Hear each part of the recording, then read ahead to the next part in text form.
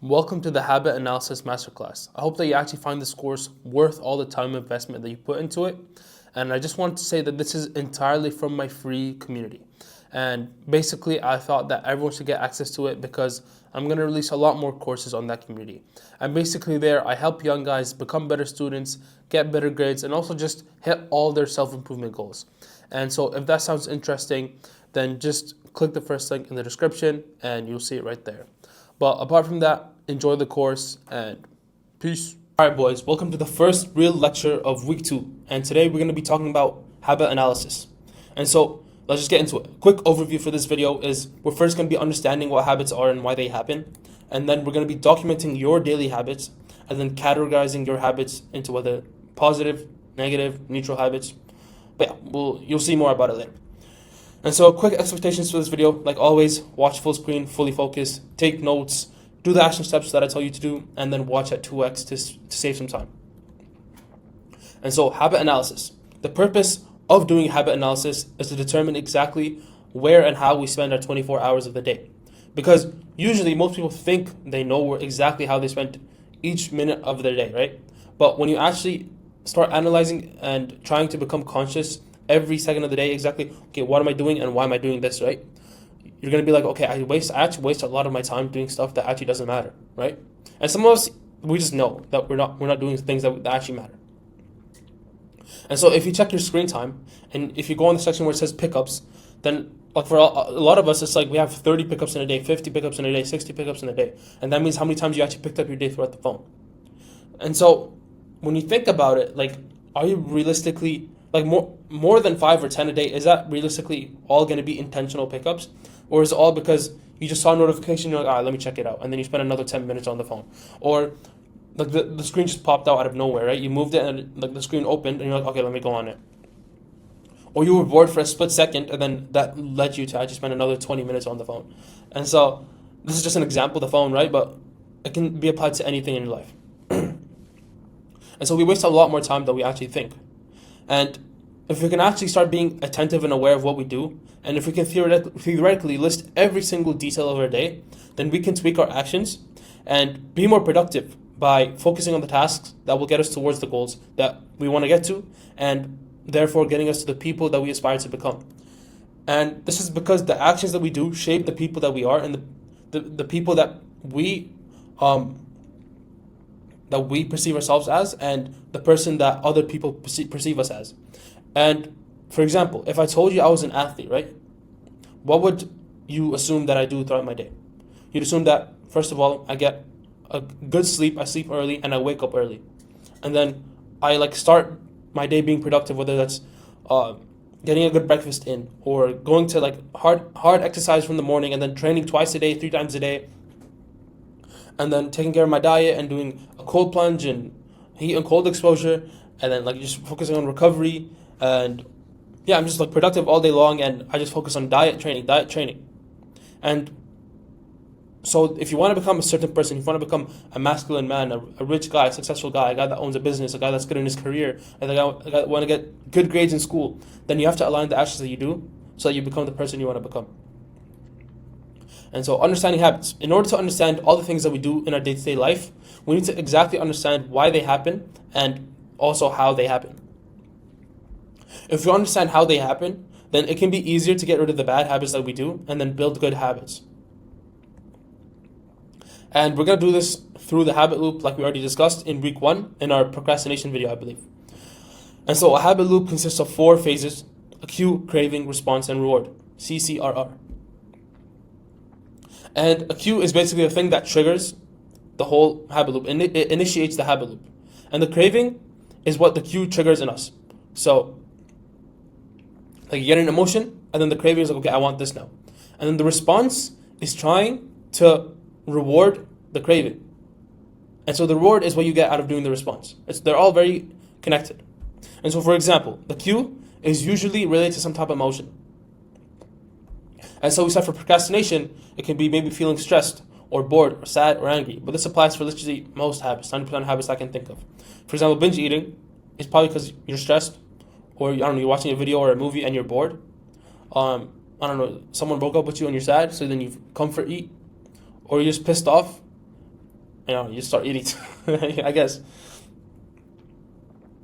And then after the cue is the craving. So what is the emotion trigger in you? And it's like the want or the craving for instant gratification. So just a quick sense of relief and a quick dopamine rush to just distract you from the emotion that you're feeling. And so the food will distract you from you feeling stressed, bored, or sad or angry for a limited amount of time. And that's exactly why the bad habits are bad, because they just distract you from reality for a quick second, but then they only make your reality worse after doing the bad habit. And so the response to the craving could either be social media, just scrolling there, playing video games, binge eating, like we said, even fapping, or even doing shallow work, an example for procrastination. Because we said doing shallow work is also procrastination. You have to do the habits that actually matter the most. And so after the response, our reward is, like we said, a temporary sense of relief or a small sense of accomplishment, depending on what response you're doing. And so, like we said, if we understand how they happen, then we can actually get rid of the bad ones or the bad habits and build good habits. But before we break any of the bad habits, we need to understand what is a bad habit and what is a good habit in our life. And you'll see this depends on the person you are and what your goals are. And so the first thing we actually need to do is document every little thing from the moment you wake up to the moment you sleep. And the smallest tasks also apply. So exactly what we're doing. We're trying to be attentive and really think about exactly what we do from, like, let's say you wake up 8 a.m. and then you sleep at 12 p.m. or a.m. So document exactly from 8 a.m. to 12 a.m. The moment you sleep, the wake up and the moment you sleep. So from when you wake up to when you sleep. Think about every little thing, even if the habit is like a 1 minute long, right? And so this is an example of where your list might start. So let's say you wake up, you turn off alarm, and then you quickly check your phone, and then you go to the bathroom, and then you weigh yourself, and let's say you brush your teeth, and then you take a shower, and then you floss your teeth, and then you put on deodorant, and then you hang up your towel to dry, and then you get dressed, and then you make a cup of tea, and then you make a 2-egg omelet, and then you take the bus to school, and then at school, you check your phone, you go to classes, at lunch, you hang out with this friend, and then you come back home, take the bus home, and then you play video games for half an hour, and then you eat lunch for I don't know how long, and then quickly check your phone, and then you watch an episode on Netflix, and then this and that, and then when you sleep, before you sleep, you brush your teeth, you check your phone again, and then you play more video games, and then you call your friend, and then you sleep, right? So, yeah, you get really detailed, right? And so after you actually do that, like pause this video and do the task first. That's your first action step. List every single thing from the moment you wake up to the moment you sleep. And only after you're done making that list, it's going to be a long list, right? And you can put repetitive tasks. Like you can put checking my phone like 100 times in a day if you need to. But so pause it and resume when you're done that list. All right, so now that you've done the list, we're going to go into categorizing each of the habits that you do. And so, yeah, once we finish the list, we need to rate every single habit as either positive, negative, or neutral. And for example, let's say we're going to go back to the list that we gave you as an example. So the list might be like, wake up, neutral. So it just happens. Turn off alarm, neutral. Check my phone, negative. Go to the bathroom, neutral, you have to. Weigh yourself, probably a positive. Take a shower, probably a positive. Brush your teeth, also positive. Floss, positive. Deodorant, positive. Hang up towel, neutral. Get dressed, you might need to get dressed, so neutral. Make a cup of tea, positive. It's good for your health. So, do that.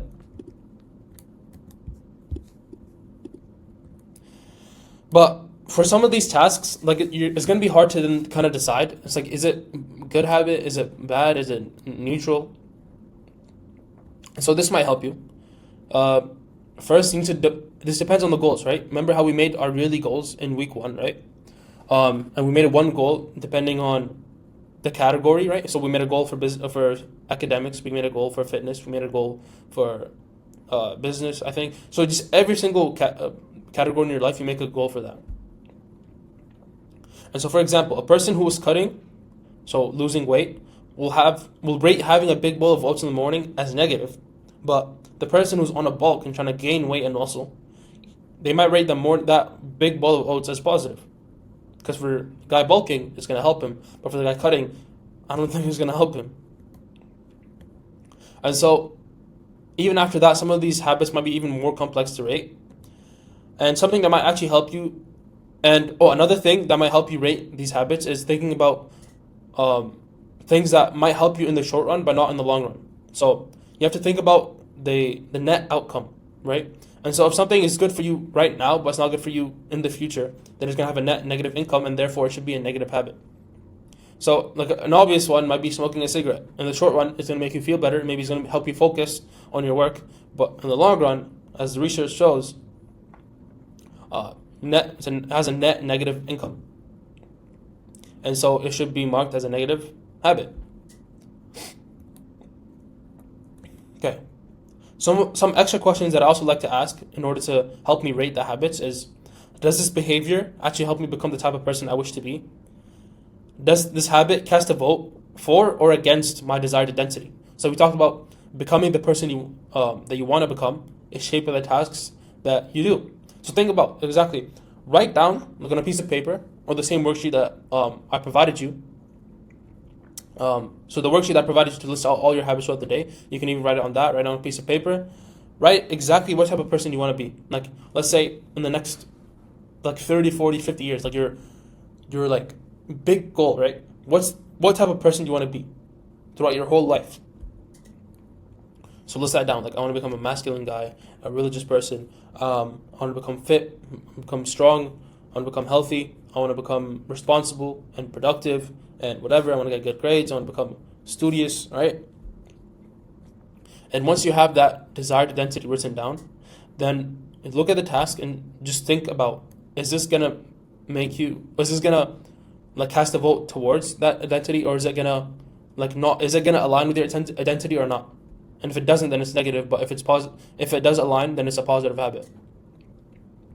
So you need to actually become the person you want to be, and in order to do that, you need to do exactly all the habits that will get you towards that identity. Anything that does not align with that identity will not get you towards it, and then you won't perceive yourself as a person that you wanted to be. And then therefore, if you don't perceive yourself as that, then people also won't perceive you as the person that you want people to perceive you as. And this also applies to just like general stuff like self-respect. If you don't respect yourself, people won't respect you. And because you can tell when a person respects themselves or not. And people call it ego and whatever, but it's just self-confidence, self-conviction, and self-love.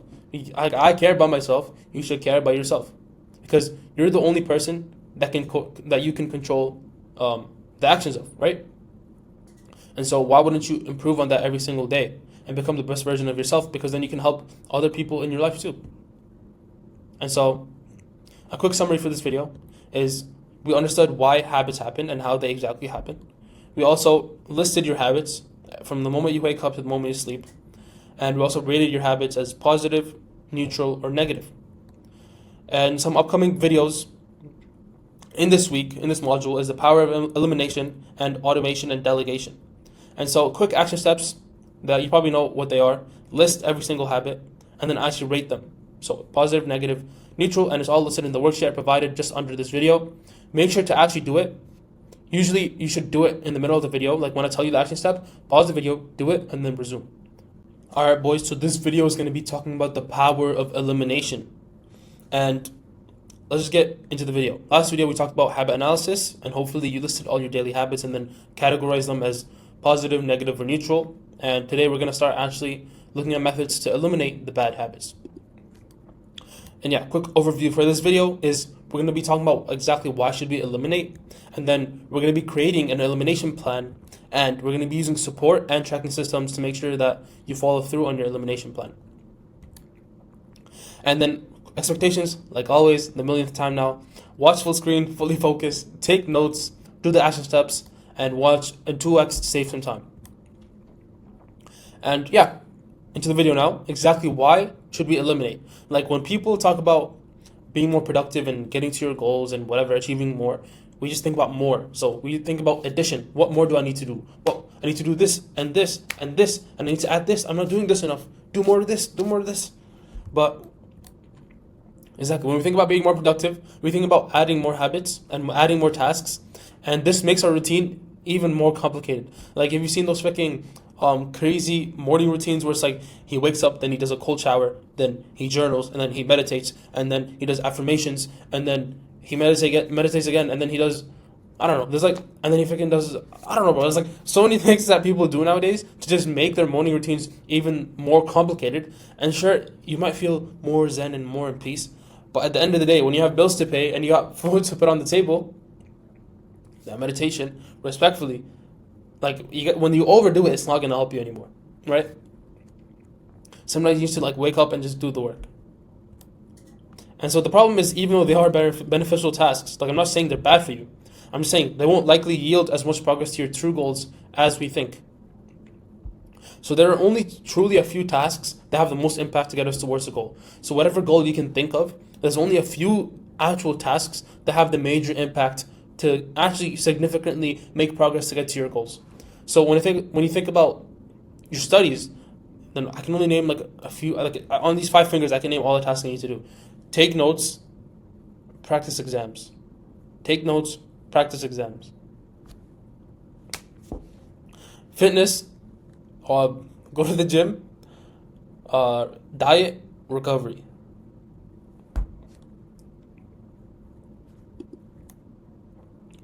And yeah, I'll just get back to it.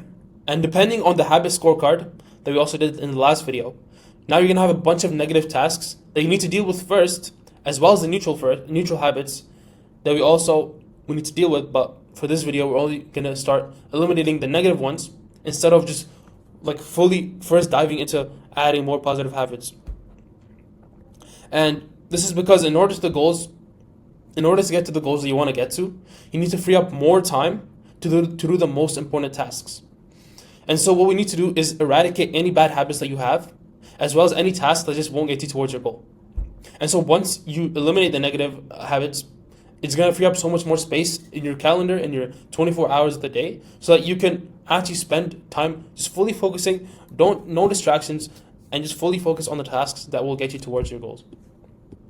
And this is something we're going to be exploring within literally the next like couple of weeks. So this is not something we're going to fix in one video. It's going to take a lot more time than you think. And then even outside of just watching the videos, it's going to take a lot of implementation, like discipline and willpower to actually just get to the results that you want to get to. And so what if, instead of having a 20-step morning routine, like a 2-hour morning routine, what if you just woke up, did a few tasks, and that's it? What if you just woke up and then you did the few tasks you need to do? What if you woke up and you just prayed really quickly, maybe brush your teeth, and then get to work? Maybe you even take a quick shower, brush your teeth, be efficient, and then start your work. Start your work 30 minutes of when you wake up. If you wake up at 6, then you try to get to work by like 6:30, 6:40, not by 9 a.m. If you do all the meditation, journaling, affirmations, whatever, it's going to take you until if you wake up at 6, it's going to take you until 8 a.m., 9 a.m. to actually start getting in the flow and actually getting into deep work. But if you only did a few tasks, you're going to lower the barrier between you actually starting the task. And so that 20-step morning routine is just procrastination. Because it's definitely easier to meditate and to journal than to actually do the hard task that you don't want to do. But yeah, if you do the few tasks, you can just do more of those tasks. So instead of splitting your time 10 minutes for each of those 20-step morning routine tasks, what if you did like 3 tasks, but then you put an hour into each? Especially if those tasks are tasks that will help you get towards your goals, then it's going to be much more efficient. And yeah, exactly. Instead of switching every task every 20 minutes, trying to tick off your 50 habit tracker list, what if you just have a 2-hour session, a 3-hour session, a 4-hour session in the morning where you're doing the same exact task? Where you're studying for a bio exam and you do practice exams for 3 hours. You just find 7 past exams, and then you just do the exams, and then check your answers after doing all 7. What do you think is more effective? Yeah. Or you can start at 9 a.m. after 3 hours of doing the meditation and the journaling, and then let's see how motivated are you actually to then actually have a proper 2-hour session, 3-hour session. Come on. And so this concept is encapsulated in Pareto's law, which is the 80-20 law. And so the 80-20 law, you might have heard of it if you read Atomic Habits again. So it states that 80% of your progress and your results are only accomplished through 20% of the tasks that you actually do throughout your day. And this basically says that less is more. We're conditioned to think that more is less. I mean, we're conditioned that more is more. Doing more will yield you more. But this is saying that doing less is actually more. And it's not saying doing less work, it's saying doing less tasks. So stop switching from task to task. Stick to the same task, but just do it for a long time. Just have a proper 2-hour block, 3-hour block where you do the same exact thing. Sure, you take 10-minute breaks every 30 minutes, every hour. But stop switching, like, okay, I'm going to do this. I'm going to do notes for this class, and then I'm going to study for this class, and then I'm going to study actually for this class. And then I'm going to highlight the textbook and read the textbook for this task, for this class. But I need to do that 2 weeks from now, but I just don't want to do this exam right now. So I'm going to do this because it just feels easier to highlight and write notes for a textbook instead of just studying for the exam. And so less is more. And so theoretically, if we eliminate many of the 80% other tasks, so if he's saying that 20% of the tasks are what yield you 80% of the results, what if we eliminate so many of the other 80% of tasks and then just replace the time we free up with those 80% tasks, replace that time with doing more of the 20% tasks, those 20% golden tasks.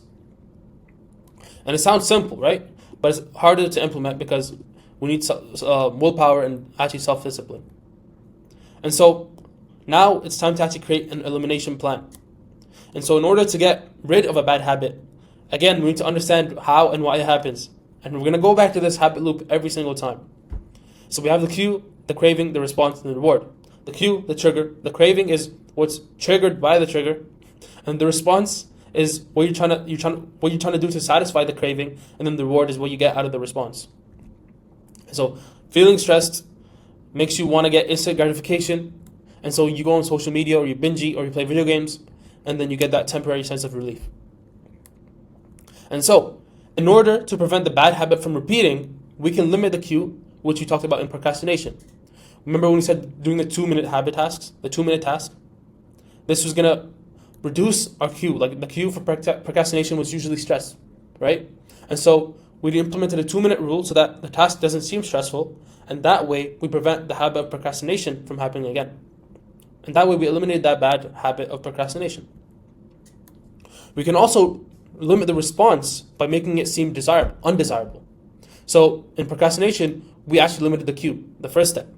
And then now we're trying to say we need to limit the response, so it can go from, let's say you're going to get the cue and the craving, but then the response is going to be so undesirable that it won't follow through. You won't complete the habit loop. And so you break that funnel, right? The cue, craving, response, reward. You're going to break the third layer, the response, and that way you won't get the reward. And if you don't get the reward, then your brain won't have that positive feedback loop to actually do the habit again.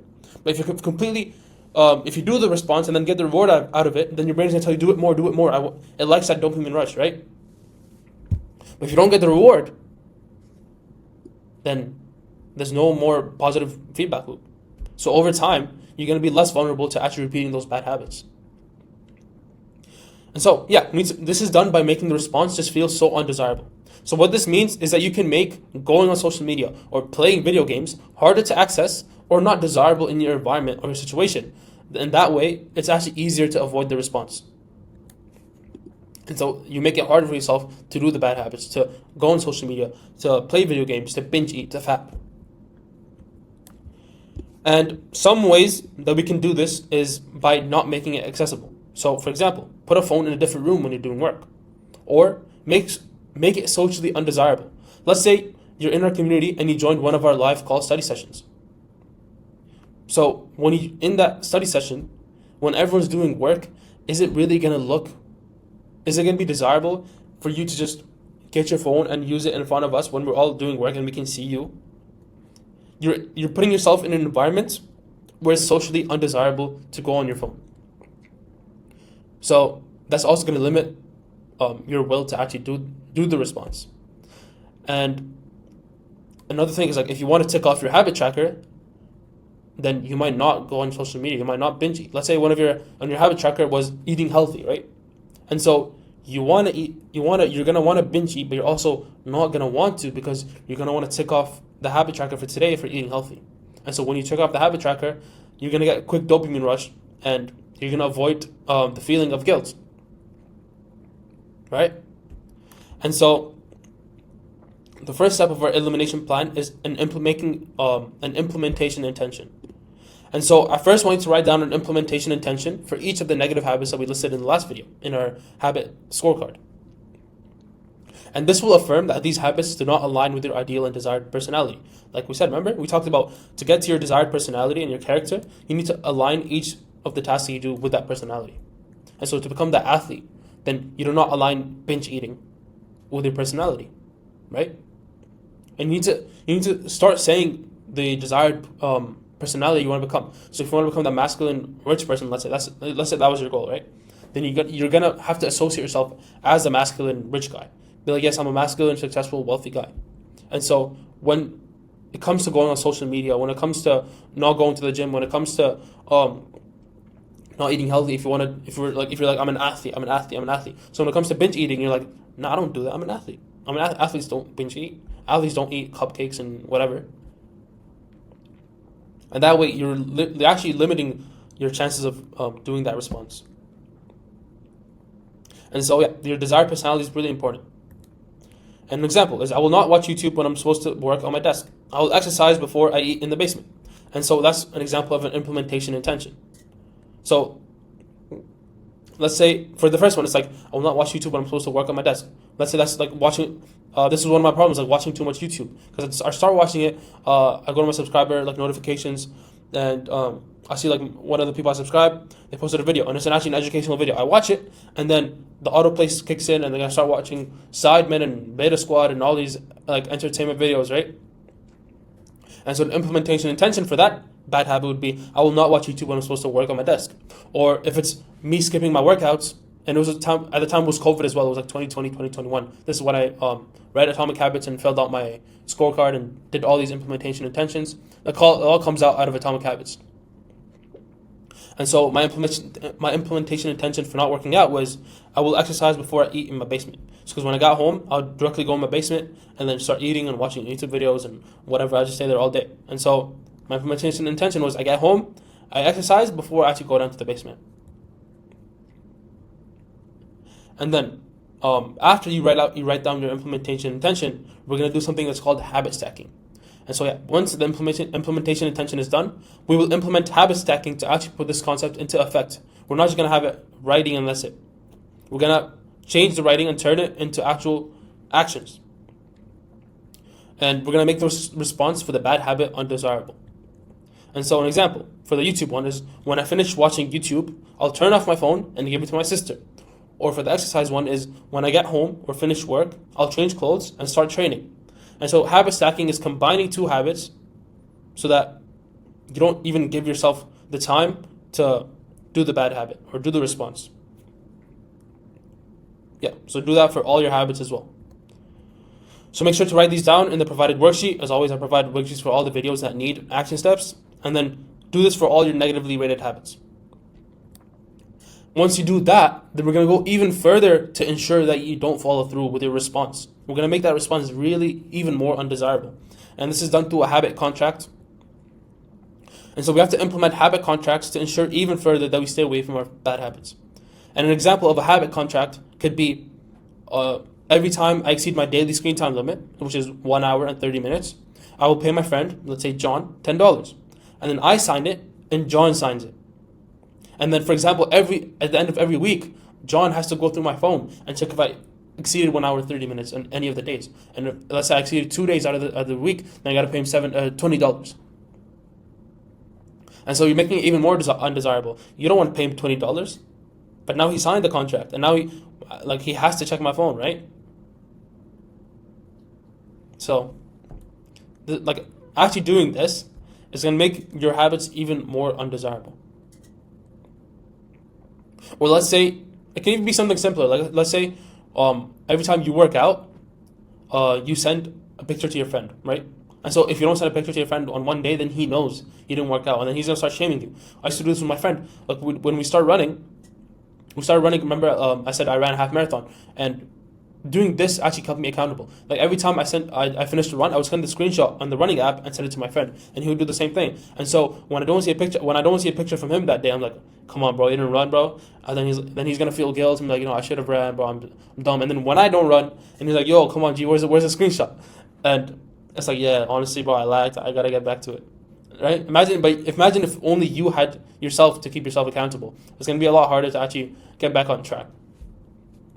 But money usually works better because who wants to lose money, right? We're all broke anyways right now. We're trying to make money, so we're not trying to give away more money, right? And a tactic that I used, and this is something that I learned from my psychology class last year, and it's about punishments. So maybe sometimes university it has its own benefits, right? And so to make sure that our elimination plan is implemented even better, we need to understand how to make our responses even more undesirable. This can be done by learning a little psychology about rewards and punishments. And so I uploaded a quick kind of diagram on the four different types of reinforcements and punishments. And so, first of all, a behavior can either have a reinforcement or a punishment. A reinforcement ensures that or helps the behavior happen more often, and a punishment is trying to make the behavior happen less. And then we have a stimulus on top of that. So a punishment or a reinforcement can either have a negative stimulus or a positive stimulus. And a positive stimulus is when you add something. A negative stimulus is when you remove something from someone.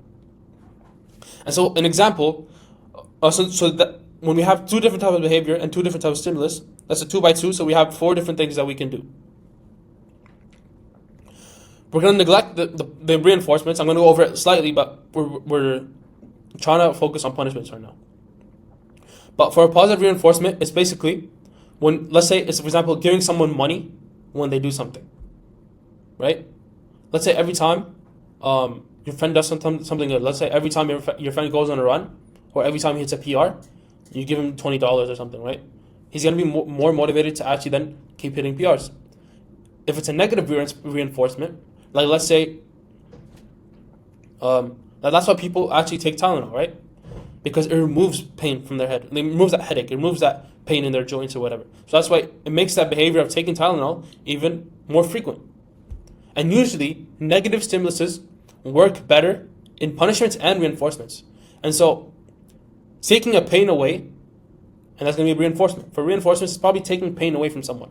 That works better than adding something to someone, right? Like in the moment, a reinforcement works better if you're taking away something and making their life better. Like you get that quick sense of relief. That's why people binge eat and do all that to remove a pain, to remove the stress, the emotion that they're feeling.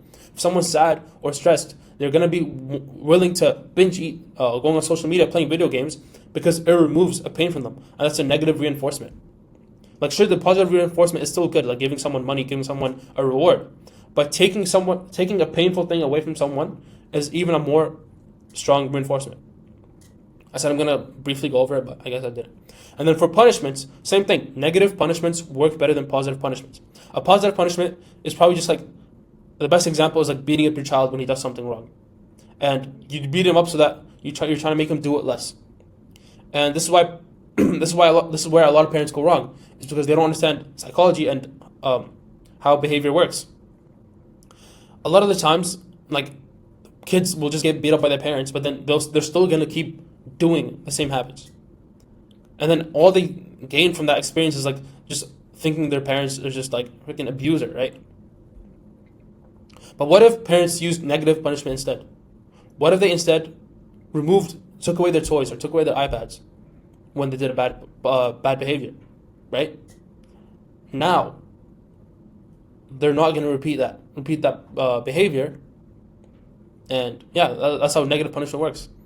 So instead of beating your child up, take away their phone, take away their toys when they do a bad habit, and they're going to be more or less likely to repeat that behavior.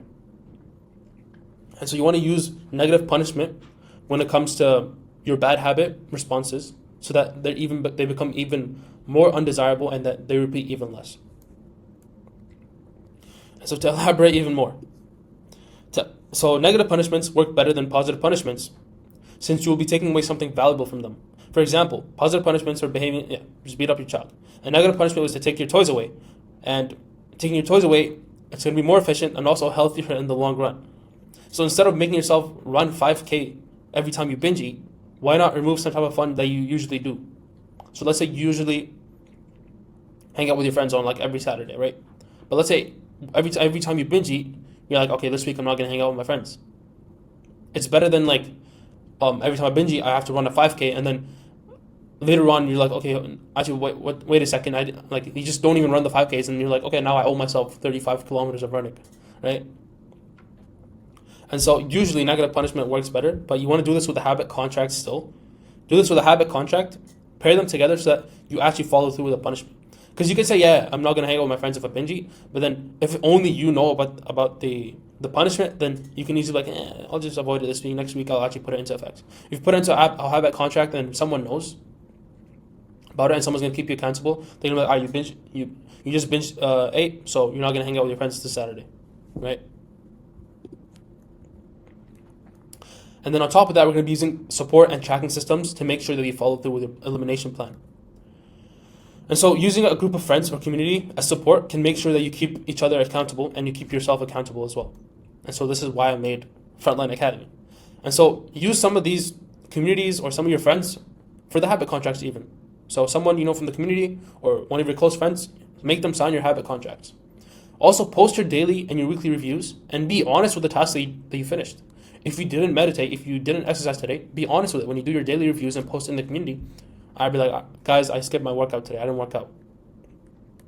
And that way, you're gonna get some feeling of guilt, and you're gonna feel ashamed or whatever, right? Because you're like, okay, now everyone in the community can see I didn't work out today. What are you gonna think about me? So now you're like, okay, I have to make sure to work out tomorrow, so that you can say, okay, I actually worked out today. Also, hopping on study session calls is gonna keep you accountable, and it's gonna make procrastination seem undesirable.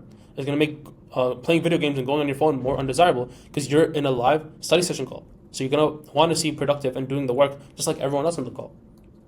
So that's why you can use support systems. You also need to use your habit tracker. Like I said in the last week, use your habit tracker and honestly assess how productive you are. Don't cheat on it because that means you're just cheating yourself. Don't you cheat yourself of the progress, because getting that feeling of guilt and feeling ashamed is gonna help you stay on track. Because you're like, okay, tomorrow I can't do this. Tomorrow I need to take this off. I need to fill out my habit tracker every single day. And I don't fill out my habit tracker every day still. I still don't. And so when I don't achieve something, I don't take the habit. Because then it's robbing myself out of progress. So that's also the tracking system. And so these systems will ensure that you stay on track. And so that's pretty much it for this video. The quick summary for what we talked about is we talked about the Pareto's law, the 80-20 law, and talk about how less is more. We also created your elimination plan with the implementation intentions, the habit stacking, the habit contracts, and we even talked about punishments. And we also then implemented support and tracker systems to keep you accountable. Okay. And the upcoming videos for this module is automation and delegation, and that's going to be the last video of this week. And then action steps for today's video is write down your implementation intentions, your habit stacking, your habit contract, and even make the habit tracker, right? You have to do this for all of your negative habits. Welcome, boys, to the last video of this second module, elimination. And this video, we're going to be talking about automation and delegation. So let's just hop straight into the video. And a quick overview for this video is we're going to first understand what automation actually means, and then identifying the tasks that we're going to automate. And then we're going to be understanding delegation and identifying tasks to delegate. And like always, the expectations, fully focus, take notes, do the action steps, and watch 2x to save some time. And so understanding automation. So in the previous video, we talked about our negative habits and we implemented strategies to actually eradicate them. And so in this video, we're going to tackle even more negative habits and neutral habits. And our focus is still 80-20, right? So 80% of the progress is done by 20% of the tasks. So you want to eliminate those 80% extra tasks that won't yield us much progress. So I know we did strategies to eliminate every single negatively rated habits, but you can even use automation to lower the frequency of some of these negative habits, and also fully focus on the neutral habits as well, so that you only spend your time doing the positive habits that will yield you your goals. So we're only going to focus on positive habits, and especially the high reward positive habits. And so automation simply just refers to using some type of method or some type of technology, especially AI nowadays, to help you not think about or not do a task. And so automation is used to create convenience. For example, you auto-pay your frequently recurring phone plan bills or your gym membership or your Netflix membership, right? Because it's convenient. You're not going to pay physically and manually pay every month. You're going to just set up auto-pay so you don't have to worry about it later. And it saves you time to do better things in your life. And so this is automation. And now we're going to apply the same logic. We're going to apply the same logic to your whole life. A lot of the things that you do are not as necessary as you think. And so checking social media 10 times a day or checking your emails every 2 hours is not necessary. And so honestly, right, we're talking about using automation in our own lives, but the social media apps that you use all the time, they use automation to make scrolling on your apps more convenient. And this is why you're addicted. So they're using automation on you to make you use their apps even more. And so Netflix and YouTube, they even have autoplay now, so that you just have to keep your eyes open, and the Netflix will play the next video without you having to press anything. It'll just load, and then the next video will play. And so all you have to do is keep your eyes open and just keep watching. You don't even have to move your fingers anymore. And so you have to battle those negative habits with your own automation. So you're fighting automation with your own automation. And so now we're going to identify what tasks we can automate. And so there's many negative and neutral tasks that can be taken control of by implementing a plan or some tech tools. And so when it comes to academics, you can use ChatGPT for idea generation for assignments. I'm not promoting plagiarism or whatever, but you can definitely use it to just generate ideas on your assignments, your essays, and it can even summarize text to make note writing even easier and skim over readings that are not really that necessary. Like if you're assigned some 12-page reading and you just want to read the important parts of that reading, then you just ask ChatGPT or some type of AI tool. You can use a note app on laptop or iPad to organize all of your class notes, your assignments, and your other docs and put it into one place. So it's also automating, and so it's more organized, so you spend less time trying to think about what you need to do exactly. For business, you can use AI for video idea generation, for video titles, for descriptions, and for copywriting, for SMMA outreach, for dropshipping, the web copy for dropshipping, and for like product descriptions, whatever. And so it depends on what type of business you're doing. But like let's say as a YouTuber, I use AI to give me some idea generation, or some video titles or descriptions, right? Or exactly what thumbnails and color contrasts I need to use for my thumbnails. For fitness, you can download fitness apps. So like whatever, if you're doing gym or you're doing some type of sport or you're running, then you can download apps for that and joining the programs that are in the app. So let's say for my running app, there was a marathon program that I just joined, and it told me exactly what I need to do every day, and it's very convenient. I don't have to think about is today a long run or a short run or a sprint or a slow run or a recovery run. It just tells you today you do this, tomorrow you rest, today you do this, whatever. Even for nutrition, you can download an app and get a custom diet plan. Right? And so it tells you exactly what you need to eat, what time of the day, what's for breakfast, what's for lunch. And then you can even go outside of using the apps and just meal prep for the whole week. And that's exactly what I do. You've probably seen me post on the community as well. Me posting my meal prep. I usually on a Saturday or on a Sunday, I meal prep for the whole week so that I don't have to worry about my main meals. Like sure, my breakfast, my eggs or whatever, I cook every morning because I'm not going to meal prep eggs. But for the main lunch, whatever, that I'm eating after the gym or whatever, I just meal prep for it like the Saturday before, so that from Saturday to Saturday, I have meals every day. And that saves me at least an hour each day from cooking, right? So instead of spending 1 hour every day for the whole week, so 7 hours, I spend 2 hours, 2.5 hours during the weekend and cooking 7 meals. For your personal use as well, you can download a productivity app and put all your docs in one place, such as Notion, which is what I use. I use Notion as like my life operating system. I even have my calendar on Notion as well. You can also use a habit tracker, like download a habit tracker app on your phone. So that way you can track your habits if you don't want to do it physically or whatever. And all of that automates your life and just makes you more organized, more productive, and saves you time and even attention, like brain power too. Okay, again, I don't know why that's duplicated, but So look at your scorecard. Identify the negative and the neutral tasks that can be automated. Think about how you can automate them, and then you can make them even harder for you to do them. And so, exactly, that's our goal. So you do less of the negative and the neutral habits because we only want to focus on the positive. So find a way to automate them so that you don't have to do them anymore. Another more examples. So for productivity, delete all social media apps, the Gmail app even, and put your phone on black and white. And this is stuff that I actually do. I'm not just telling you guys to do them when I don't do them. You can use ad blockers for social media apps on your laptop or your PC, whatever you use. You can only check email once every, let's say every Friday 6 p.m. because that's the time that I set before, right?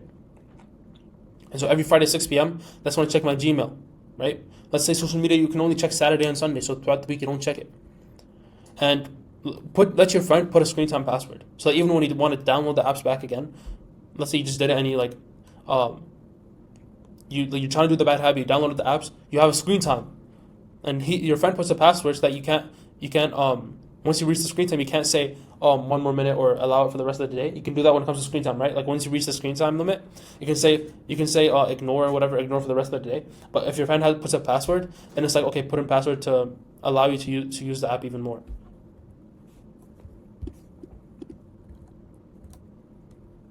More examples for academics. You can write class notes 6 p.m. every day or something, right? Or you can automate it so that right after each class you write the notes, so you don't have to worry about them later. You can use ChatGPT for text summaries and idea generation, like we already said. For YouTube, ChatGPT for video generation and scripting, so that you can spend most of your time actually recording and editing. For fitness, you can get training and nutrition plan from apps. You can buy supplements on like an automatic recurring purchase. So like for me, for my multivitamin or my creatine or whatever, I buy it in bulk or I buy it in recurring purchases, so I don't have to worry about them. I don't worry about having to buy them when they run out. And again, like we said, meal prepping, also automation. So once you've already identified all the tasks that you want to automate, we're going to go into delegation. And so what delegation is just handing over a task to someone else in order for you to not do it. So you don't have to even think about doing the task. And so delegation is also used for creating convenience and making freeing up some time in your own calendar. And so, example, you delegate doing the dishes to a younger sibling in trade for something else. So let's say if they do the dishes, then you drive them somewhere or you give them some money, right? Because you do that because you just don't want to do the task. And so it saves you time to do better things. And we just want to apply the same logic to your whole life. The other tasks that you don't need to do, the negative and the neutral tasks. And so if you think delegation is expensive, like handing over some of the things and paying people to do your other tasks, and if you think it's out of your reach, then there might be a possibility that you don't have the right mindset. Because even though you might not make enough money currently to pay other people to do your other tasks, the work and time that you put in towards academics, the time you put into business, the time you put into your fitness is all potential. Like for your academics, it's potential career, potential money, business also potential money, fitness potential gains, and all that is potential progress to get towards your goals. And so how much money would you pay to get to your goals, right? Like, no, seriously, how much money would you pay to get the physique that you want, the goal for your fitness, the goal for your business, the goal for your academics, right? How much would you pay to get to your desired personality, right? And so identifying some delegation tasks. An example is for academics is get a smart student notes. You don't have to pay for them. Like just get close, become friends with like the smart guy in the class, and then low-key just be like, I don't come to classes, can you just send me the notes after each lecture? And if he's willing to do that, you're already getting really good notes. And that way you don't have to go to the lecture if you don't want to. Well, let's say you go to the lecture, but you just want him to write the notes, right? You can also hire someone to write you good notes and actually pay for them. And you can even pay sites to get you notes. Like let's say this is my lecture, these are the slides, just write me some notes. For YouTube, you can pay someone for video editing, thumbnail editing, and scripting, right? So that way you only do the recording. Imagine how much more content you can pump out when all you have to do is record. And then someone literally makes the thumbnails, he edits the video, he even scripts and gives you ideas. All you have to do is just follow the script.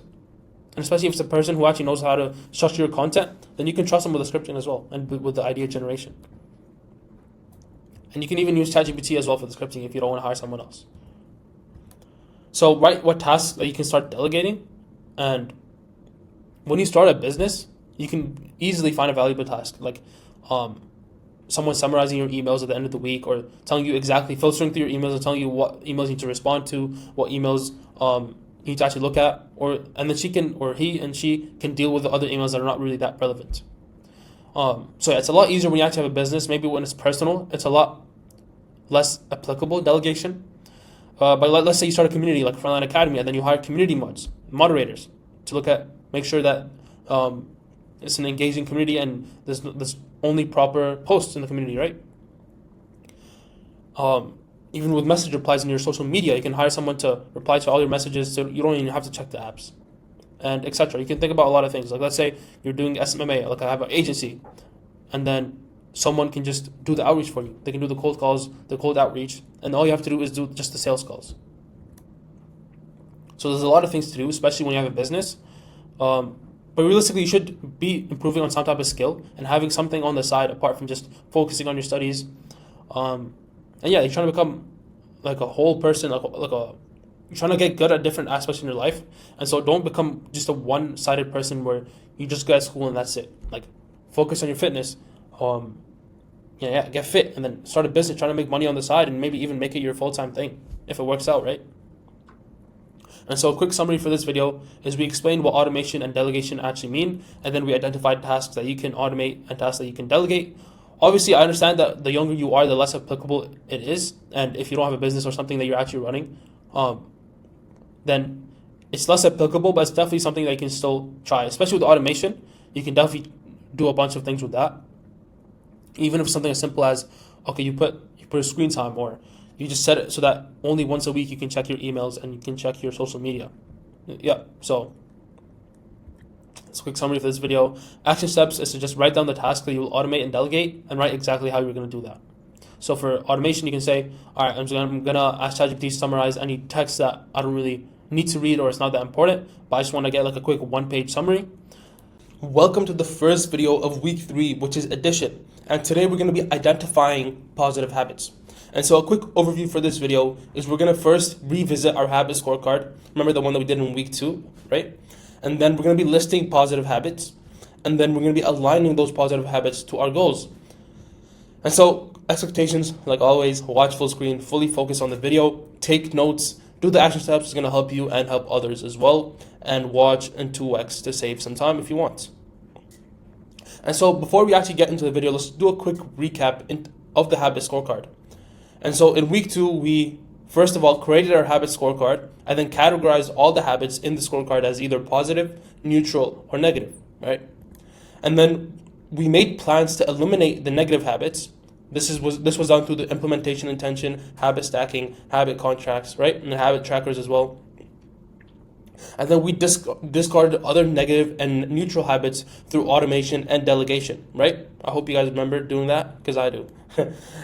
All right, so that's a quick recap. So I wanted to actually get out your habit scorecard because we're going to be actually using it for this video.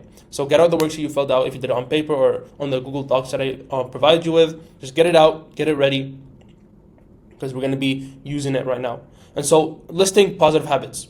And so look at your scorecard and then look at the positive habits that we identified in the scorecard. And then I want you to actually just copy those habits, make a list out of it, and then add as many positive habits that you can think of onto that. So you might have missed some, or you might have it's been a whole week, right? So maybe you can list more than the ones you mentioned in the scorecard. So I just want you to think about as many positive habits that you can do, right? And so, for example, for fitness can be lifting, running, playing sports, watching educational fitness courses, watching fitness podcasts, watching fitness YouTube channels, reading fitness books, listening to fitness audiobooks, hiring a fitness coach, right, or a personal trainer. So like, for example, like fitness coaches, like actually just getting hours and signing up for hours every week with a fitness coach, right? For academics, it can be taking good notes, revisiting material even when there's no test, read academic books on like how to study better, how to learn better, or on memory and whatever, right? Take courses on academics, same thing, like how to learn better, whatever, and then do extra worksheets, right, for your school. Business can be watching business courses, watching videos, just testing your actual product or your service or whatever your business is.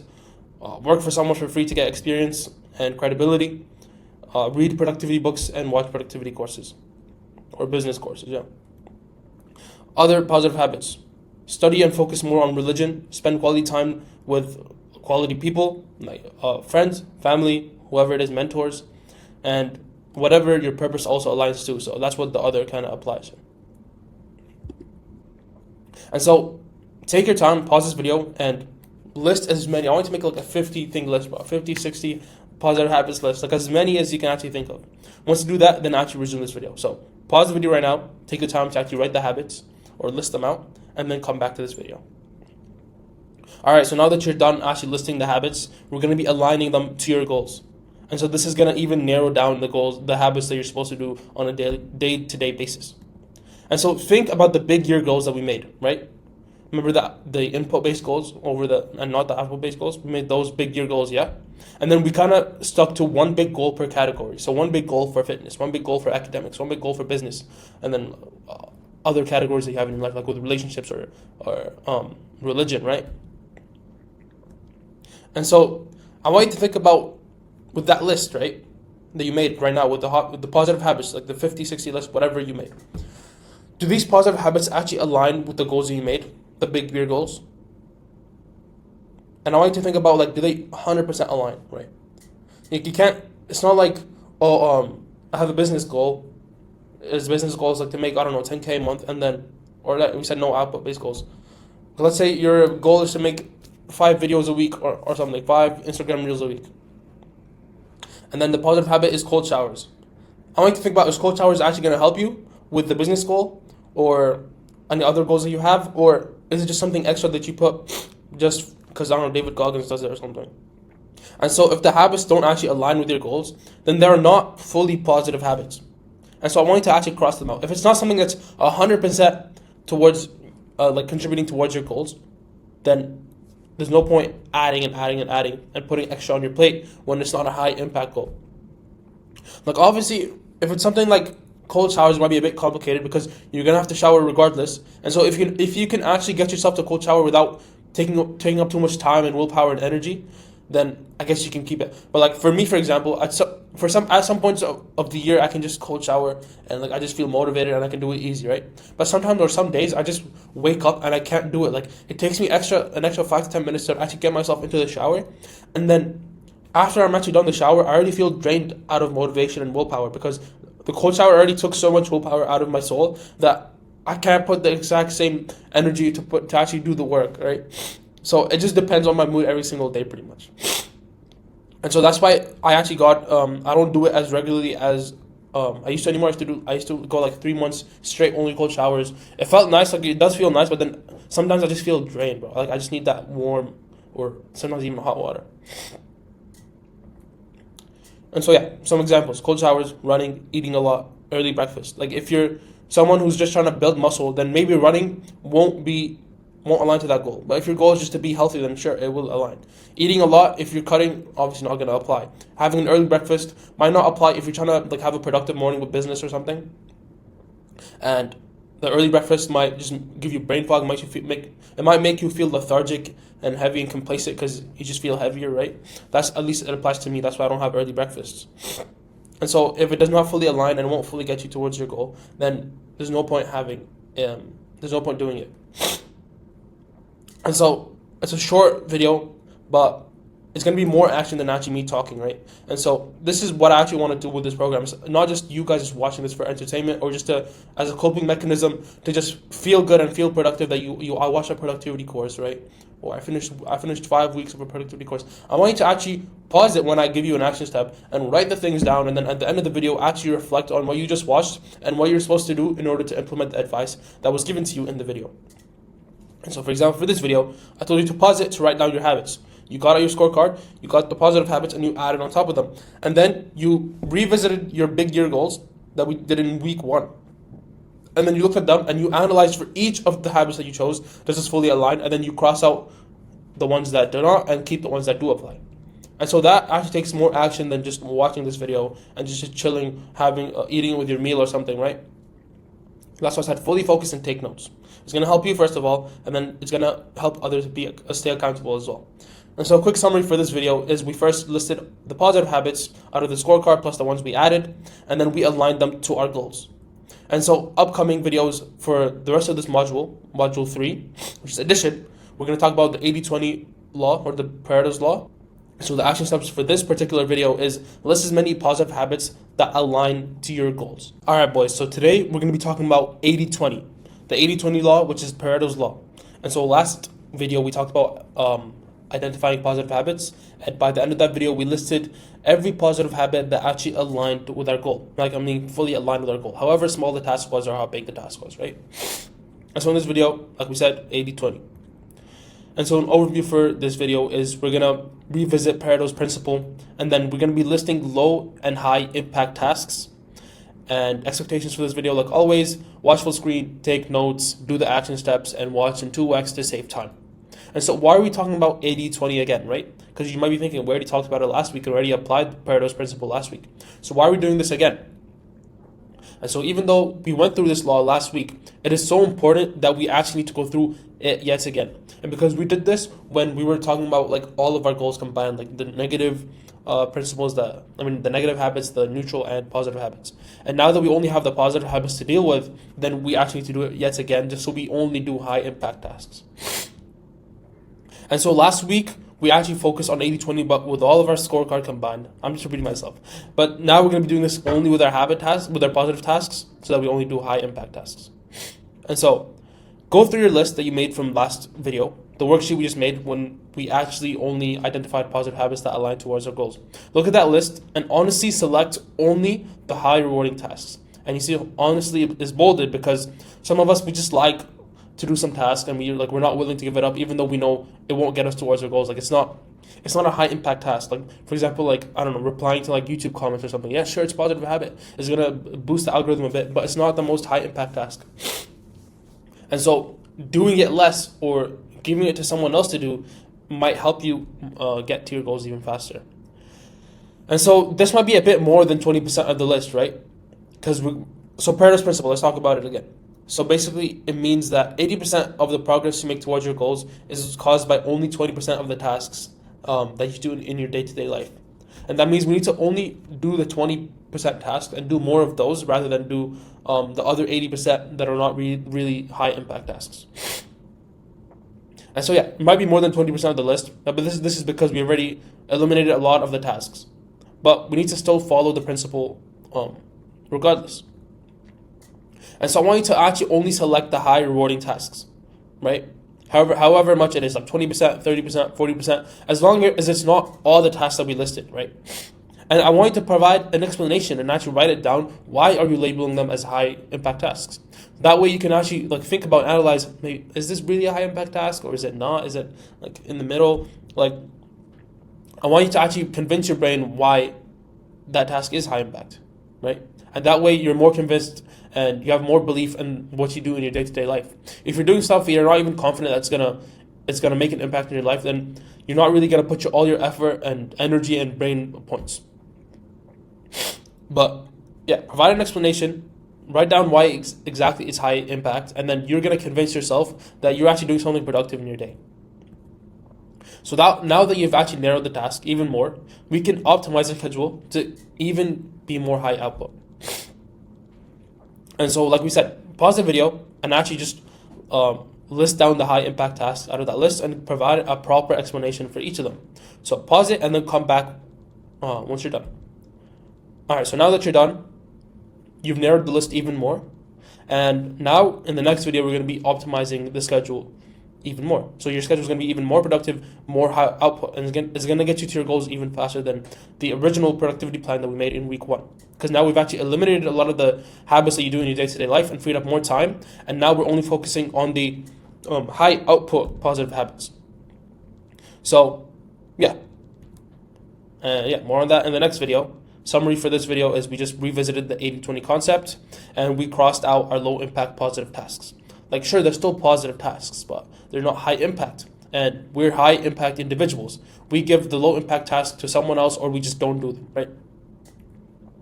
And so we focused on doing more high impact positive tasks. Action steps for this video is write down your high impact tasks and elaborate on why they're high impact, right?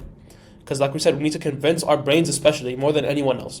We need to convince ourselves why they're high impact. Once you have self-conviction, then you actually put all your effort because you're confident in what you're doing, right? If you go into a task that you're not confident doing, if you're going into a test that you're not confident in, then you're not going to be, you're just not going to do well if you're not confident in the things you're doing. Like, as if you only get confident once you actually convince yourself. Because confidence is just self-conviction. Self-conviction is just trust in yourself. And so if you trust yourself that what you're doing is actually going to get you towards your goals, then you're gonna put all your energy into a task. And so that's exactly what we're trying to foster in this week, or in this video, exactly just explaining why each of these habits are high impact.